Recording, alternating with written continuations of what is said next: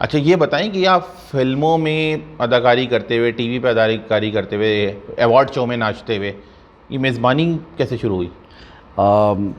I think एक artist की जो वर्सटैलिटी है वो बड़ी ज़रूरी है।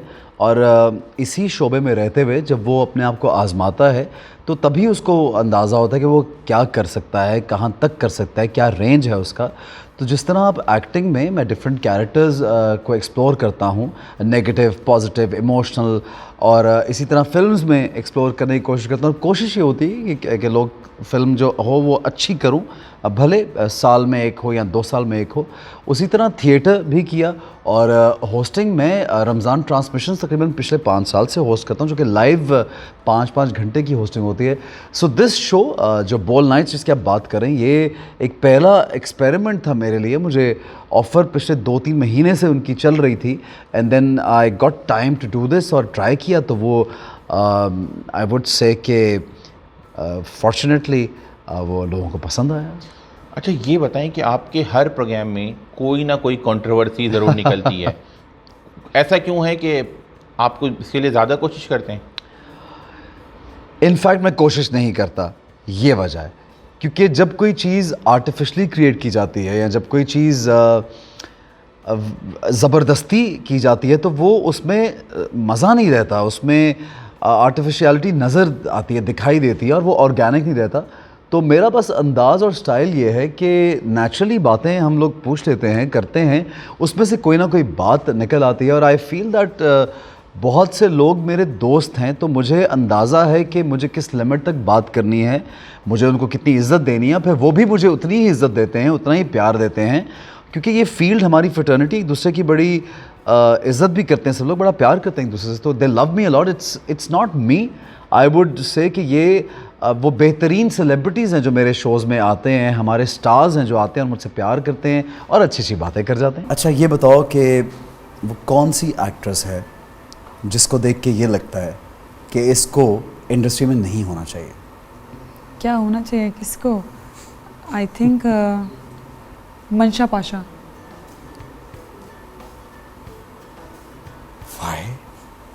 वैसे कुछ बड़ी कंट्रोवर्सीज, सदफ़ कमल का मंशा पाशा को कहना कि ये तो इंडस्ट्री में होना ही नहीं चाहिए, आपके शो पे कितना बड़ा झटका था?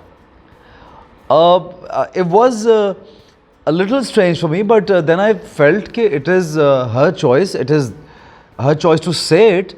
वो कुछ कहना अगर कोई चाहे मेरे शो में, और उनको इतना अंदाज़ा है कि कैमरा है, रिकॉर्ड हो रही है, और अगर कोई बात किसी आर्टिस्ट को ना पसंद हो और वो बाद में मुझे कहे कि मैं ये ऑन एयर नहीं भेजना चाहता या चाहती, तो मैं उस पर भी गौर करता हूँ, मैं वो बात काट देता हूँ। सो वो अपनी अपनी पर्सनल चॉइस है। और in fact I think it was a very casual random thing जो कि एक हंसते खेलते हुए उनके मुंह से निकल गई, और वो फिर ज़ाहिर है एक वो बन गया, एक वायरल भी हो गया। बट मेरा वो पर्सनल तो ऐसा कुछ नहीं। I think Mansha Pasha is a wonderful actress, she is very talented, so is Sadaf, and I wish all the luck to both of them. Mansha को शो पे क्यों नहीं बुलाया अभी तक आपने फिर?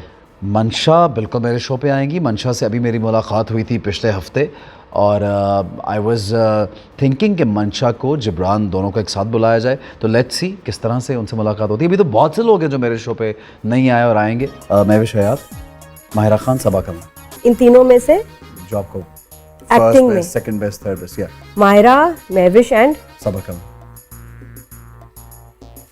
सबा कमर और इकरा अजीज वो है ही नहीं इस लिस्ट में। नादिया खान, जिन्होंने महविश हयात और माहिरा खान दोनों को अदाकारों की फहरिस्त से निकाल दिया था, और दिलचस्प बात यह कि दोनों आपके ड्रामों में हीरोइन रह चुकी हैं। मुझे उस पर हंसी आई थी। नादिया का भी अपना एक थॉट है, अपनी सोच है सबकी, and I think Mahwish Hayat, Mahira Khan and Saba Qamar, इनसे बड़ी आर्टिस्ट पाकिस्तान में, बल्कि इंटरनेशनली, इनको आप कहीं पे भी खड़ा कर दें, including Sajal and many more. यार मैं तो नाम ही कम ले रहा हूँ, दुनिया में कहीं पे आप इनको ले जाएं, ये किसी से कम नहीं है दुनिया में, एंड आई मीन इट। भले आप हॉलीवुड में ले जाएं, भले आप इनको बॉलीवुड में ले जाएं या कहीं और ले जाएं, दे आर वंडरफुल। अच्छा, और जैसे बुशरा अंसारी का अपनी तलाक़ के बारे में बात करना, या नौशीन शाह का डिप्रेशन के बारे में बात करना, ये क्या है आपके सेट? आपसे लोग इतना खुल के क्यों बात कर लेते हैं? बुशरा क्या पैसे अच्छे देते हैं आप प्रोग्राम में उनको बनाने के? नहीं, बिल्कुल ऐसा नहीं। आप जानते हैं बड़े पैसे वाले आर्टिस्ट हैं, इन लोगों के पास अपना बहुत पैसा है, हम लोग कितने दे सकते हैं, और कोई अपनी पर्सनल चीज़ें पैसों के लिए शेयर नहीं करता। ये बड़े डिग्निफाइड लोग हैं। पाकिस्तान के एक्टर्स आप भी जानते हैं, हसन आपका सबसे ताल्लुक़ है। बात यह है कि कुछ बातें हैं जो एक सर्टन प्लेटफॉर्म पे कहना मुनासिब लगता है लोगों को। हर जगह बैठ के हर बात का ढोल पीटना लोगों को नहीं पसंद। और बुशरा जी से मेरी एक पर्सनल मोहब्बत और बहुत अटैचमेंट है। I love her very much. I think she is an icon and she is an inspiration for all of us. और उन्होंने मेरे शो में ये बात करना चाहिए तो ये बड़ी खुशाइंद बात है। बल्कि बाकी उनको लोगों ने कांटेक्ट किया कि आप आएँ और हमारे शो पे। उन्होंने कहा मैं कभी भी अब इस बात को लेके कहीं पे ढोल तो नहीं बजाऊंगी, लेकिन उन्होंने मेरे शो में बात कर दी ना। I am thankful to her. मैंने आपको पहले भी कहा कि ये जो मेरे फील्ड के जो बेहतरीन लोग हैं, चाहे वो मेल एक्टर्स हैं, मेरे फेवरेट हैं, हुमायूं आए, फ़ाद मुस्तफ़ा यहाँ पे आए, और बहुत से लोग आए मेरे फेवरेट हैं सब लोग, और अली ज़फ़र और बहुत से सिंगर्स और आए, फिर बहुत सीनियर एक्टर जूनियर, तो सभी मेरे बड़े प्यारे और इनकी वजह से ये शो चलता है। अच्छा, और ये बताएं कि ये जो आयशा उमर, उन्होंने आपके शो पे एक रेवलेशन की, सेक्सुअल हैरेसमेंट की, जिनसी हरासानी की जी, इस पर क्या रिएक्शन था आपका और आपको क्या लगा? ये मुझे बिल्कुल हैरत हुई, लेकिन ये बात मेरे लिए नई नहीं है, क्योंकि हर जगह पे I think not in our country only, everywhere ख़वातीन को काम करने जब वो निकलती हैं बड़ी मुश्किलात का सामना करना पड़ता है, और ये सच्चाई है। और बहुत सी ऐसी चीज़ों को फेस करना पड़ता है जो शायद उस वक्त क्योंकि एक स्टेज ऐसी होती है वो बयान नहीं कर सकती, और लेटर ऑन स्टेज पे वो बयान कर भी देती हैं उस बात को। और कभी कभी इस मूवमेंट को एक्सप्लॉइट भी किया जा रहा है बहुत जगहों पे। तो ये तो अपनी पर्सनल चॉइस है कि आपके साथ क्या हुआ, आप अपनी आप बीती बताना चाहते हैं या नहीं बताना चाहते।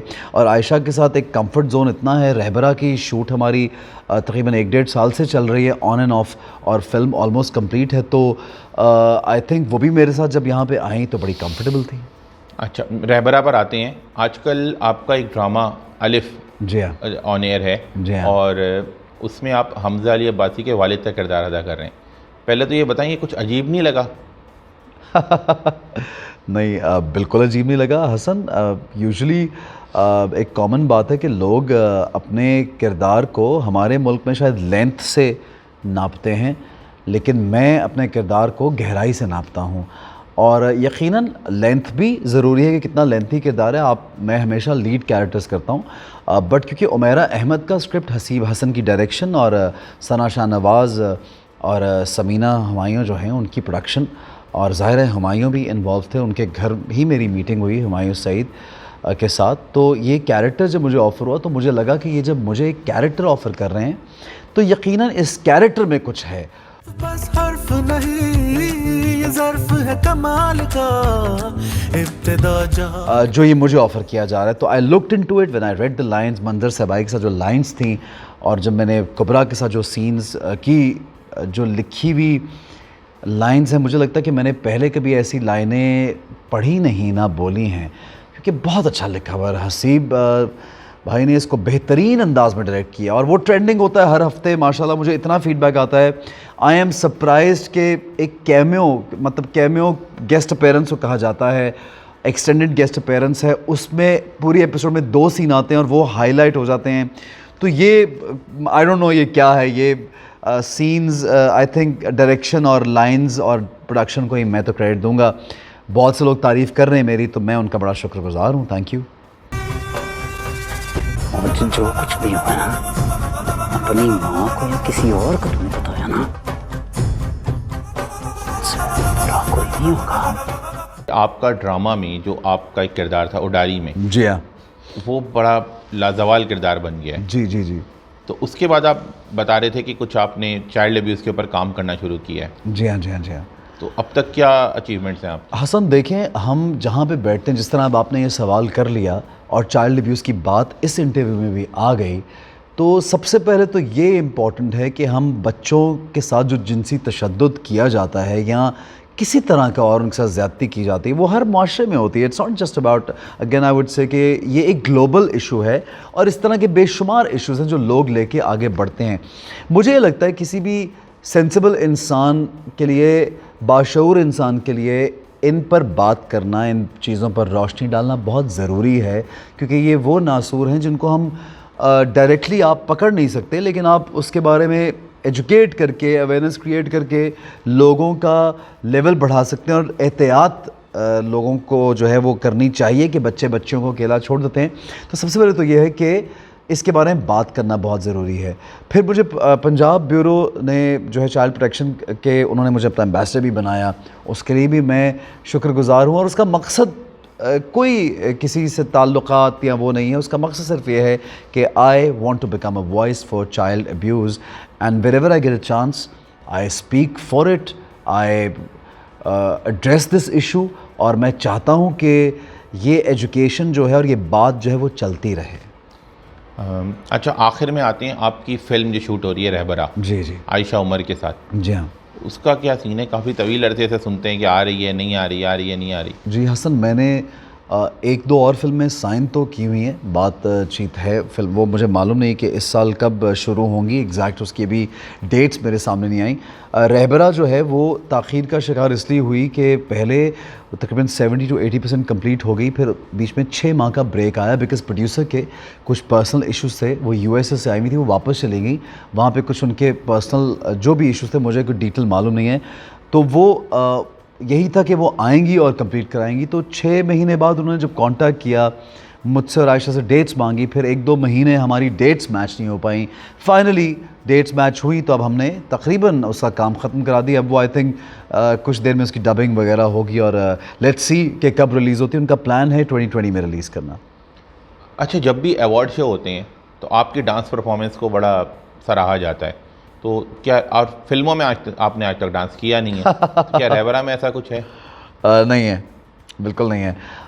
आई थिंक जो मैंने अभी फिल्में की हैं उनमें कहीं पे ऐसा कैरेक्टर नहीं आया जो हीरो जहाँ पे बहुत डांसिंग हीरो है। हाँ, एक फिल्म में मुझे एक सॉन्ग करने की पेशकश हुई थी कि सिर्फ एक सॉन्ग कर लीजिए जो इसमें पूरी परफॉर्मेंस है, dance performance, but I was slightly busy doing something else, so I couldn't do that.